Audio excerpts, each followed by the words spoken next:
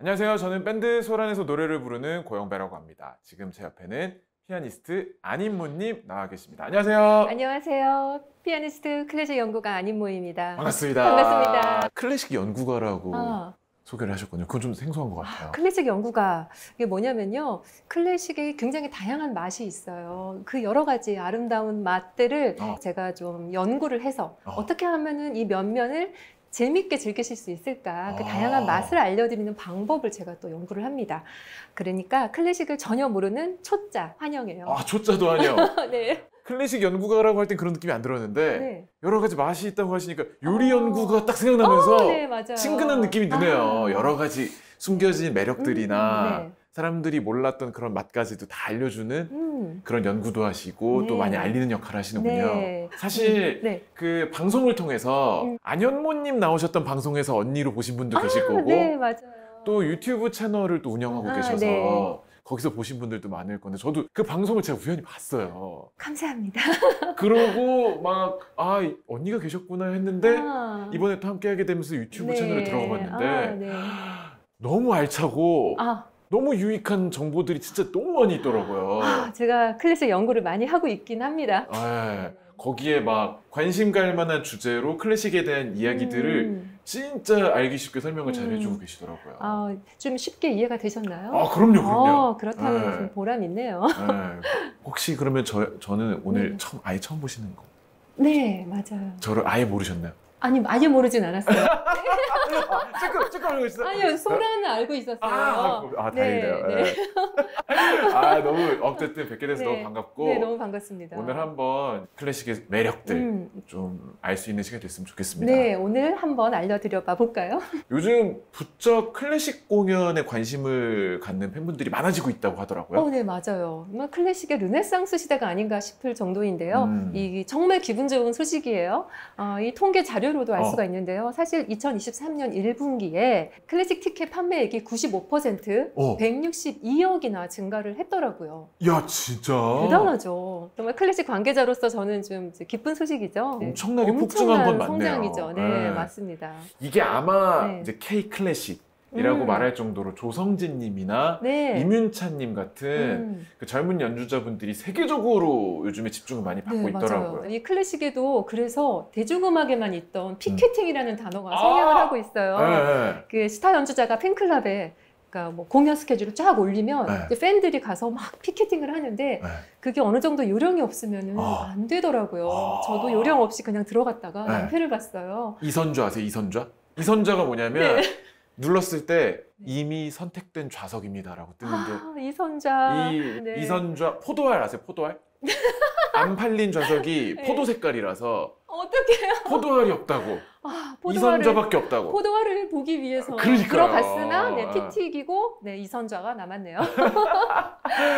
정말 몇 분 만에 그냥 순사고 안 판되더라고요. 난리군요. 그런 표현을 많이 쓰더라고요. 현상. 조성진 현상.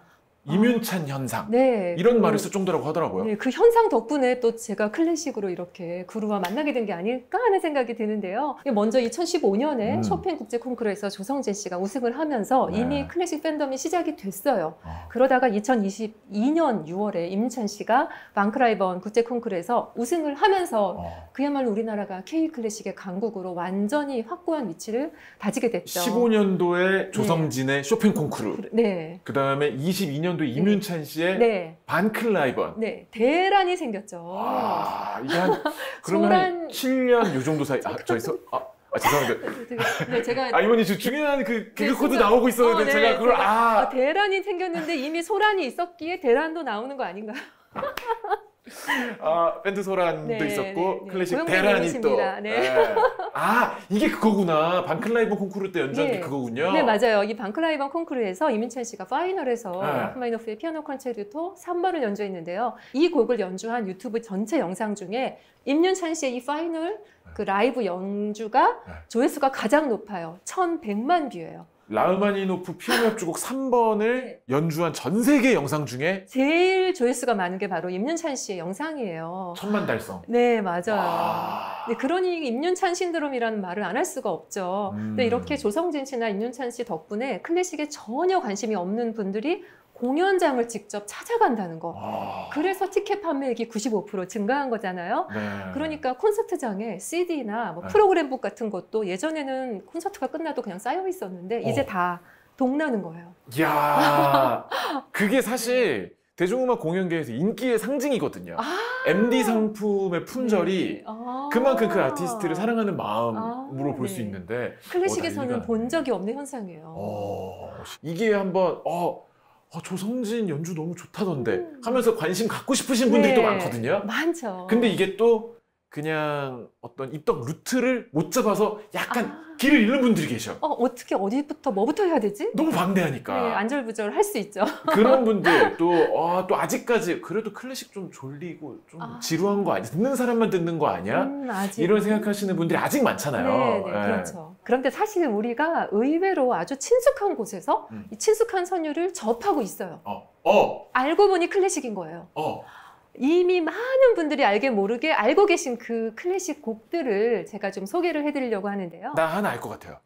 이거 말씀하시려고 그러죠? 뭘까요? 따라따라 엘리제를 위하여 이런 거 말씀하시려고 하는 거죠? 그런 거 괜찮네요. 이런 일상 속의 클래식. 일상 속의 클래식. 그러면 한번 우리에게 의외로 친숙한 우리 일상 속에 있는 클래식 멜로디 한번 조금 한번 들려주시면서 한번 알려주세요. 어디서 들어봤는지 생각해보세요.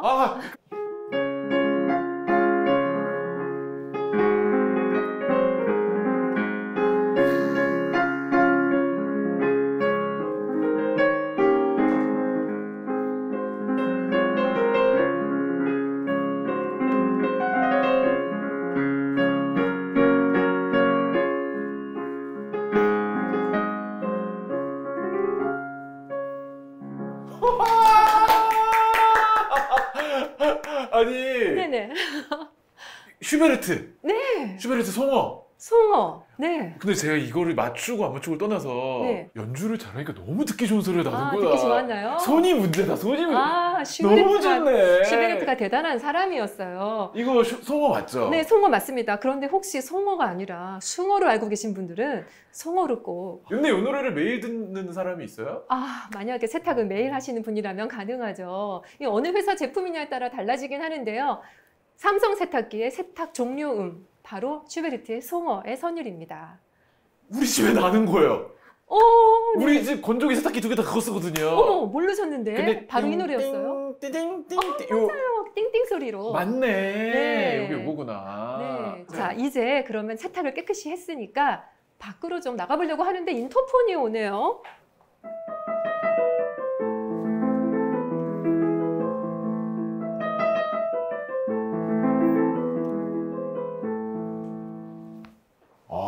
엘리제를 위하여. 엘리제를 위하여가 아까 그 자동차 후진 때도 쓰고 또 나오고 또 이렇게 여러 기계음으로도 나오죠. 자, 이제 밖으로 정말로 나가 보겠습니다. 네, 지하철을 탔는데 잠이 와요. 그럴 땐 어떡하죠?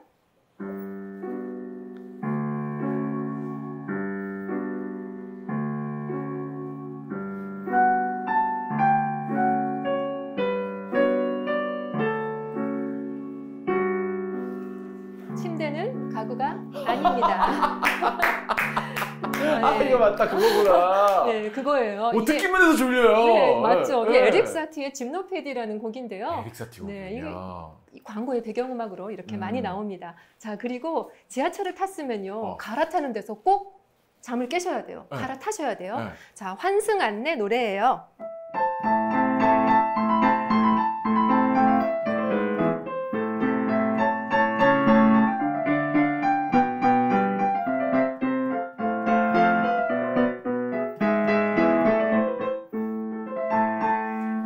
이 노래 많이 들어보셨죠? 딴따라단따라단따라단딴딴. 이거 지하철 무조건 듣죠, 이거는. 네, 비발디의 바이올린 콘체르토 A 마이너인데요. 네, 지금은 사실 이 노래가 올해 바뀌었어요. 국악으로 바뀌었는데 지금까지 수년 동안 바로 비발디의 곡이 환승 안내 음악이었어요. 진짜 삶 속에 있네. 네, 그러니까 출근할 때, 퇴근할 때 늘 들으셨던 거죠. 이렇게 지하철을 타고 내렸는데 배가 고파요. 주머니에 3,000원, 4,000원 밖에 없는데 어떡하지?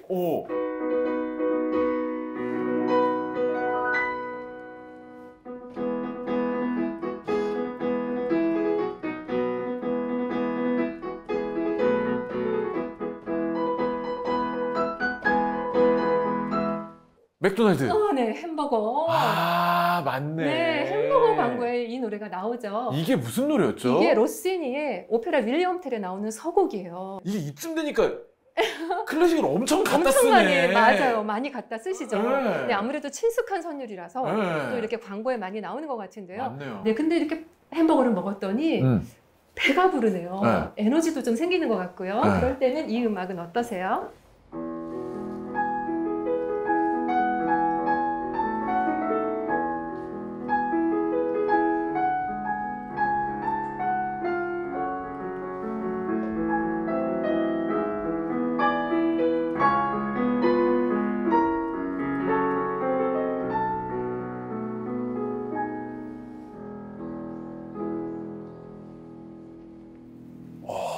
이 선율을 들으니까 멋지다. 떠오르는 광고는 바로 그 하나의 하나그룹. 네, 지속 가능한 에너지 편이었습니다. 정말 아. 지속 가능한 선율, 라흐마니노프의 피아노 콘체르토 2번의 2악장이었죠. 이 광고의 이미지가 탁 떠올라요. 네, 우주의 한가운데 있는 것 네. 같으면서 에너지가 막 돌고 도는 순환하는 듯한 광고 그런 음악으로도 느낌이죠. 클래식이 많이 사용되죠. 네, 맞습니다. 네. 자, 그리고 또 클래식이 나오는 부분인 바로 영배 씨가 많이 하고 계시는 대중음악에서 이 클래식의 선율을 샘플링한 경우예요. 맞아요. 예를 들면 힘나는 음악을 들어볼게요. AO 이런 게 나올 수도 있는데요. 잠시만요. 대중음악에 대한 오해가 좀 있으신 것 같은데 저희 대중음악에서 아무도 에이요 이렇게 안 하는데 네, 어떻게 해야 되는지는 모르지만 자, 이 음악을 들어보겠습니다. 네네.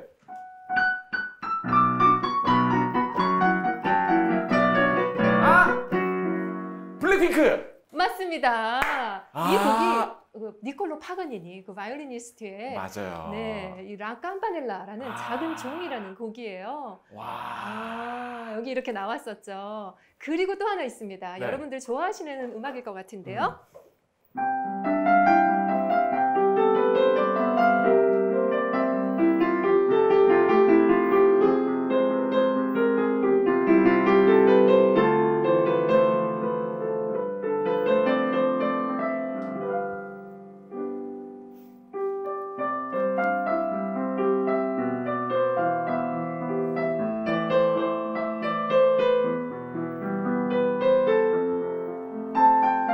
네, 이 노래를 아시죠? 그럼요. 네.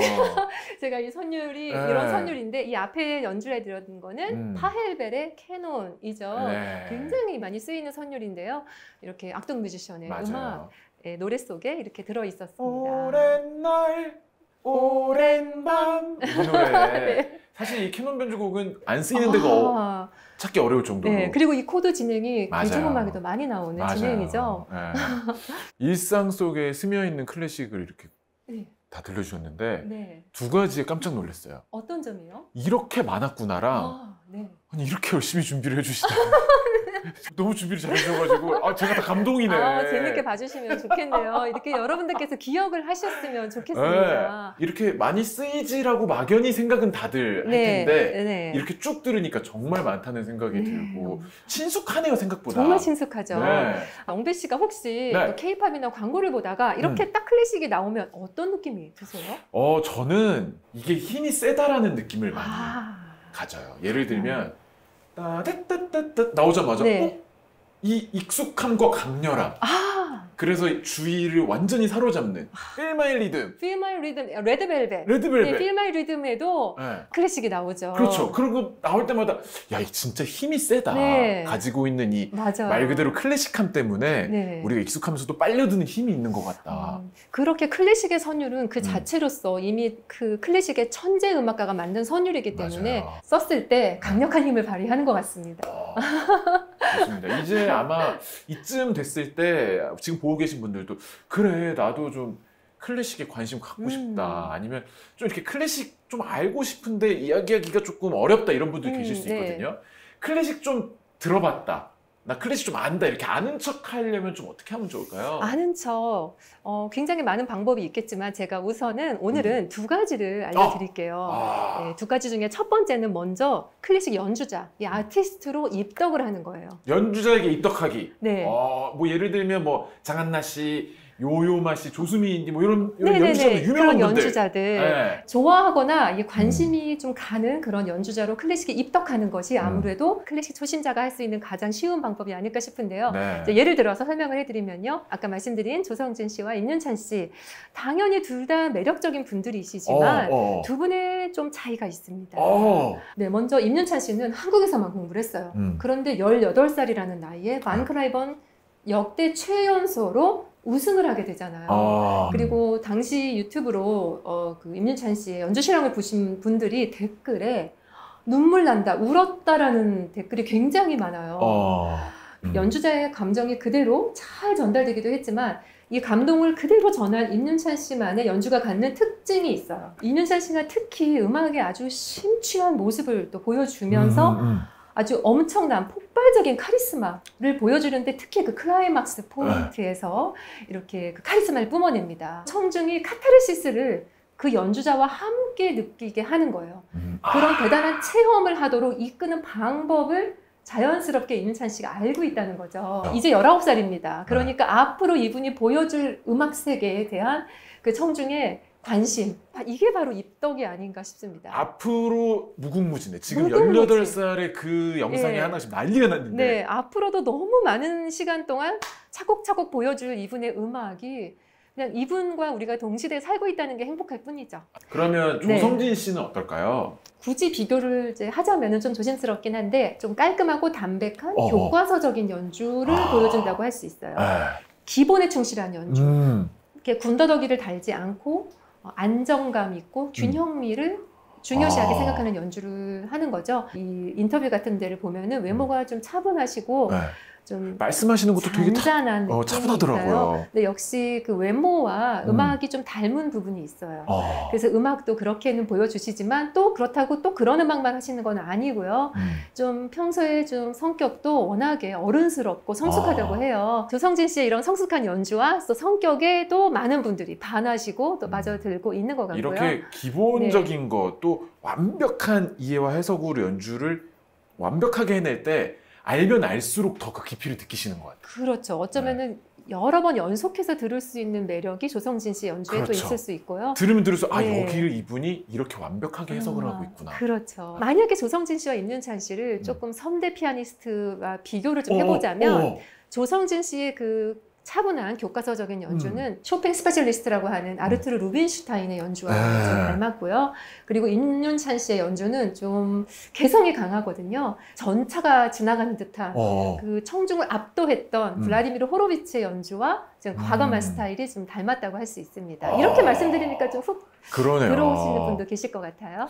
두 분의 다른 매력 때문에 뭔가 이 두 피아니스트를 같이 그 좋아해도 다른 재미를 느낄 수 있는 느낌이 그럼요. 이 두 분이 같이 계셔서 우리는 더 축복받은 거죠. 저는 그렇게 생각해요.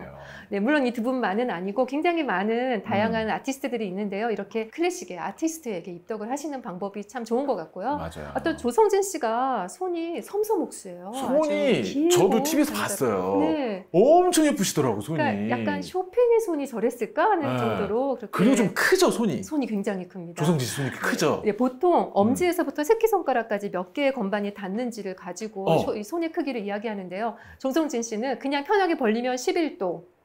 이게 11도라고 하면은요. 사실 도에서 저는 안 닿아서 어떡하죠? 도에서 미, 파까지예요. 도에서 파까지 닿아요. 근데 쫙 벌리면 12도까지 닿는다고 해요. 그러니까 굉장히 큰 손이에요. 라흐마니노프가 손이 얼마나 컸냐면요. 도에서 라까지, 도에서 라까지, 한 옥타브 위에 라까지? 도에서 솔까지, 솔에서 라 이렇게까지 13도가 벌어졌다고 해요. 그러니까 사실은 다 자기가 쉽게 치려고 쓴 곡들인데 우리한테는 너무 어려운, 너무 손이 커야 되는 곡들이죠. 예를 들면 파라도, 라, 플랫 이렇게 라흐마니노프의 피아노 콘체르토 3번의 2악장에 이런 부분이 나오거든요. 그러니까 이게 정확하게 10도인데 라흐마니노프가 굴러서 치라고 했어요. 근데 조성진 씨는 이거를 되게 금방 이렇게 쳐요. 근데 임윤찬 씨는 라라랄라 하니까 이게 좀 더 노래하게 되는 거예요. 사실 손이 좀 더 작아서 시간이 걸린 거지만 그걸 음악으로 표현한 거죠. 노래로서. 라흐마니노프가 본인 손 사이즈대로 그대로 적어놓은 그 표현을 조성진님은 그 큰 손으로 교과서적으로 표현을 해주시고 네. 라흐마니노프 의도 그대로 표현해 주시고 이문찬님은 상대적으로 손이 작아도 그거를 본인의 해석으로 네. 오히려 그 음이 강조되면서 다른 느낌을 받을 수 있게. 그 음을 강조하느라 시간이 조금 더 걸립니다. 실제로 그 부분에서 조성진 씨가 훅 지나가고 이문찬 씨가 이렇게 하고 재밌다. 있어요. 라흐마니노프가 좀 배려가 없네요. 배려는 없었지만 본인이 손이 크다고 그렇게 써버리면 어떡해. 하지만 그의 음악이 있기에 우리가 또 이렇게 더 피아노 음악에 입덕을 하게 되는 것 같아요. 그거 너무 신기한 일이네요. 좋아요. 지금 아마 이 이야기를 흥미 있게 듣고 계신 분들은 이미 조성진 씨나 이문찬 씨에게 입덕하셨거나 관심을 갖고 계신 분들이 계실 거란 말이에요. 그걸 넘어가는 게 좀 어려울 수가 있거든요. 그 이상의 무언가.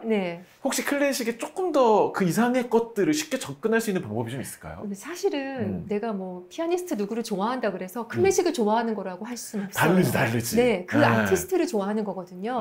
네, 그래서 준비한 두 번째 방법은 바로 작곡가로 입덕하기예요. 연주자분에게 입덕하고 나서 두 번째로 작곡가로 입덕하기.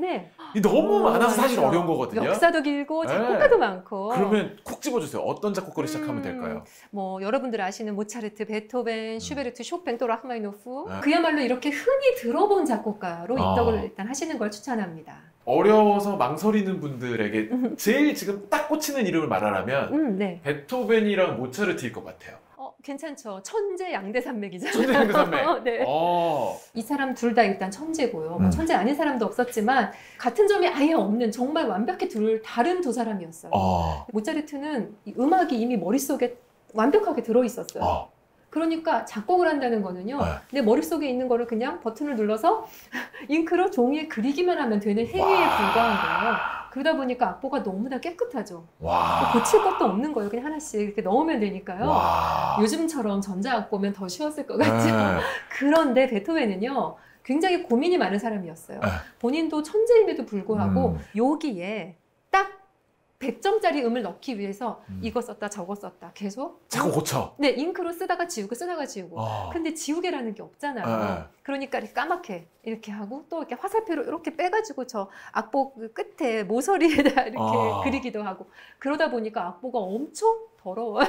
오, 신기하다. 지저분했어요. 베토벤이 고전시대 작곡가인데요. 그 이전 시대, 뭐 바로크 시대 작곡가들의 경우에는 뭐 하이든이나 뭐 그 전 비발디 같은 경우에도 궁정이나 교회에 소속이 돼 있었어요. 맞아요. 그러니까 교회 미사에 필요한 음악 또는 궁정에서 뭐 왕이나 귀족들이 즐기는 데 필요한 음악 이런 것들을 고용돼서 작곡을 한 거예요. 그리고 연봉을 받고 이렇게 했어요. 그런데 반면에 베토벤은 프리랜서였어요. 그 어디에도 고용돼 있지 않았거든요. 좀 더 자유롭게 자기가 하고 싶은 음악을 만들어낼 수 있었어요. 이게 좀 굉장히 중요한 포인트입니다. 그쵸. 클래식에서 베토벤이 최초의 프리랜서 작곡가라고 할 수 있는데요. 영배 씨 만약에 황제 폐하께서 내가 밥 먹을 때 식욕을 돋굴 만한 입맛을 돋굴 음악을 좀 만들어라 하면 어떡하시겠어요? 폐하 아래옵기 황송하오나 식사하실 때는 무한도전을 보시는 게 더 재밌어요.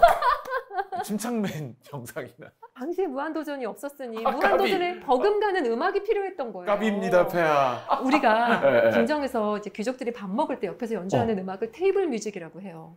그게 정식 명칭이에요? 네. 그래서 정말로 식욕을 돋구고 기분이 좋게 연회를 즐길 때 좋은 음악들을 작곡가들은 열심히 만들어낸 거예요. 이렇게 자유로운 창작을 그 시대 바로크 시대 할 수 없었다는 것도 그 시대가 낳은 비극이기도 하지만 또 대신 정말 많은 작품을 남길 수가 있었죠. 하라는 대로 했기 때문에 그저 묵묵히 계속해서 작곡을 한 거예요. 그건 사실이야. 네. 아무리 천재 작곡가분들도 마감을 안 주잖아요. 그분들도 나태해져. 맞아요. 제가 늘 하는 말이 D-Day가 역사를 만든다라는 말 하거든요. 그분들도 전날 밤에 어떡해 야 나 큰일 났다. 야 나 미안해. 오늘은 너 못 만나. 했을 거야. 아무리 천재라도 한 일주일 전까지는 이거 안 써지거든. 그럼요. 시대가 바뀌어도 사람은 다 똑같죠. 마감이 다 만든 거예요. 마감이 사실은. 만들었어요. 근데 이제 마감이 없는 베토벤은 베토벤의 곡이 아주 많지는 않아요. 그래서인지는 몰라도 또 그렇게 고민을 많이 하고 작곡했기 때문에 모차르트처럼 척척척이 아니었기 때문에 상대적으로 곡수가 아주 많지는 않아요. 근데 베토벤이 이런 말을 남겼어요. 귀족들에게 한 말인데요. 당신들은 태어나면서 저절로 귀족이 됐지만 나는 내 노력으로 음악사에 단 한 명 있는 베토벤이라는 귀족이 되었다. 당신 같은 귀족은 뭐 셀 수 없이 많지만 이 세상에 베토벤은 나 하나다. 와. 이래서 베토벤에 여러분이 한번 입덕해 보시면 와. 베토벤에게서 얻어지는 어마어마한 그 베토벤의 철학과 사상, 정신력 이런 것들이 있습니다. 그래서 그런지 우리가 또 이름을 굉장히 많이 알고 있는 슈베르트도 네. 베토벤의 엄청난 덕후였다면서요? 네, 맞아요. 그걸 알고 계시다니 영배 씨 역시 대단합니다. 네, 슈베르트가 베토벤을 너무너무 존경을 했어요. 네. 그 존경을 했다는 게 뭐 당연히 존경하지 싶겠지만 그 기록, 그 증거가 있습니다. 베토벤의 피아노 소나타 14번, 네. 월광. 네. 그 1악장의 오른손이 따라라라라라 3년음부로 계속해서 나가요. 요거를 모티브로 슈베르트가 가곡을 작곡했어요. 그 가곡이 또 공교롭게도 곡 제목이 안덴 몬트라고 달의 개라는 곡인데요. 제가 먼저 베토벤의 월광 소나타 1악장을 연주를 해볼게요. 오, 좋아요, 좋아요, 좋아요.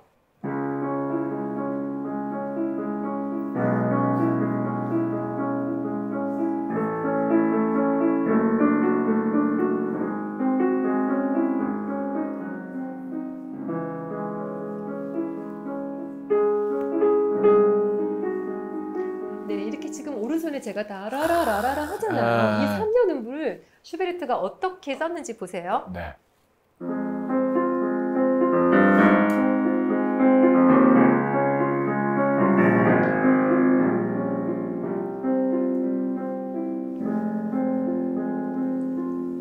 네, 이 부분이 안덴 몬트라는 그 슈베르트의 가곡의 앞에 피아노 전주 부분이에요.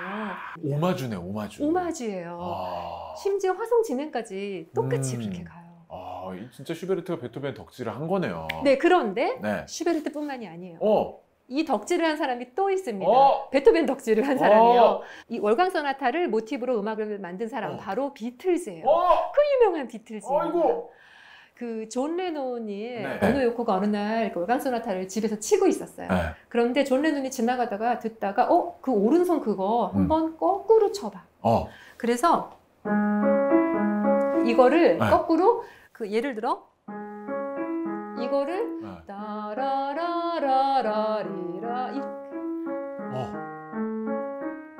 이거 그거잖아요. 비틀즈 저기 비커즈. 네, 맞아요. 근데 그 전주 부분만 딱 들어도 아시네요. 네, 이 부분이 바로 월광 소나타에서 온 거예요. 대단하네. 네. 어쩌면 베토벤 덕질을 하면 비틀즈가 될 수 있는 건 아닐까요? 이거 저도 만약에 집에서 저희 딸이 요즘 피아노 배우거든요. 10살인데 귀여워요. 그렇게 막 치는데 만약에 다다다다 하는데 저도 집에서 가다 그대여 다윤아 악상이 떠오른다 계속 쳐볼래? 할 수도 있는 거지. 거기서 영감을 받아서 세계적인 곡이 나올 수 있는 거죠. 대단합니다. 역시 클래식의 힘이 좀 있는 것 같아요. 그런 얘기도 들었거든요. 클래식계에도 아이돌이 있다. 네, 지금의 그 임윤찬 씨나 조성진 씨 같은 아이돌 말고 200년 전에도 아이돌이 있었어요. 200년 전 아이돌? 누구죠? 네, 바로 프란츠 리스트예요. 리스트? 네, 리스트 하면은 누구지 하시는 분도 계실 텐데요. 바로 쇼팽과 친구였어요. 맞아요, 맞아요. 지금 클래식의 팬클럽의 원조가 바로 200년 전 프란츠 리스트의 팬클럽인데요. 당시 어마어마한 팬들이 리스트를 따라다녔어요. 그 외에 주차장에서 나가실 때 팬들이 막 차 못 가게 하고 그러시죠. 퇴근길. 그 사인도 하고 사진 찍고 하는. 막 못 가게 잡잖아요. 리스트도 공연이 끝나고 나갈 때 그 귀족 부인들이 탄 마차가 리스트가 탄 마차를 막 따라왔어요. 똑같이. 그 리스트가 정도로였어요. 퇴근하는데 막 쫓아가 주세요. 쫓아가는 거예요. 네. 마부에게 달려라 막 이렇게 해가지고 귀족 부인들이 막 따라가고 그 따라간 마차가 60대였대요. 한두 대가 아니에요. 대박이다. 네, 대단하죠. 리스트가 작곡가로도 좀 활동을 했고 유명했지만 사실은 먼저 피아니스트였거든요. 그쵸. 근데 이 리스트가 정말 쇼맨십이 대단했어요. 쇼맨십이 있었구나. 네, 그래서 원래는 피아노가 이렇게 객석을 등지고 이렇게 배치가 되어 있었는데 리스트가 최초로 지금의 피아노 배치 있잖아요. 피아니스트의 오른쪽 모습을 볼 수 있게. 그게 리스트가 최초였어요. 그 전까지는 그러면 등지고 있었어요. 그러니까 이 팔의 동작이나 손가락을 청중이 볼 수가 없었던 거예요. 왜 그랬지? 그렇죠. 너무 지금 생각하면 너무 당연한 건데 그 전까지 그걸 보여주지 않았던 것에 리스트가 이럴 수 없다. 나의 화려한 퍼포먼스를 봐야 하는데 그래서 옆으로 놓게 돼요.